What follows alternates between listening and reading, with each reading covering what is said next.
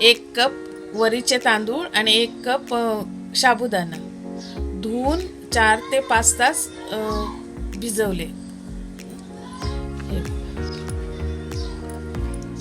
आणि आता मिक्सरला लावून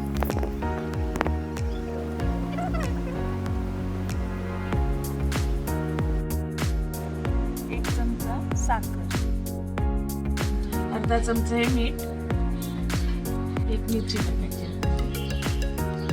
आता हे मिक्सरला लावायचं.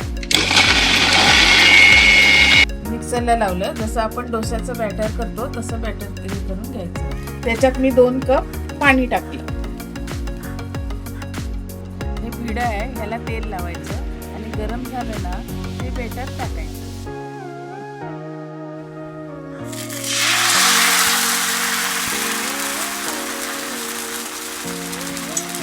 हे असं झाकण ठेवायचं वर, म्हणजे सुका होत नाही. बारीक गॅसवर ठेवायचं. हे 1-1.5 मिनिटात हे करायचं, उचलायचं झाकण वरचं, म्हणजे हा सुका होत नाही. झाकण ठेवलं की त्याच्यात वाफ हे होते. वाफ हे साईडने जरासं घी सोडायचं, नाही तर तेल सोडायचं. क्रिस्पी झाला ना की थोडं असं साईडने जरा उचलायचं, म्हणजे पटकन हे होतं, उचलतं हे होतं.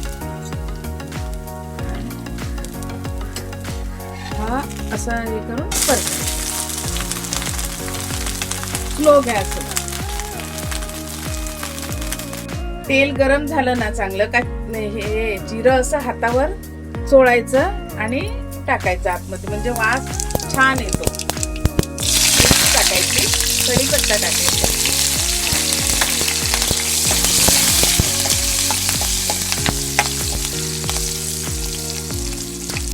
आता हे आपण आता बटाटे टाकू.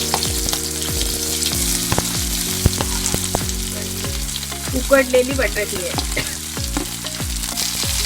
ही अशी भाजी परतून द्यायची. मिरच्या जरा मी जास्तच टाकल्या आहेत. तुम्हाला पाहिजे तेवढं तुम्ही टाकू शकता. ज्याला तिखट पाहिजे त्याने जास्त मिरच्या टाकाव्या. हे आता आपण मीठ टाकायचं.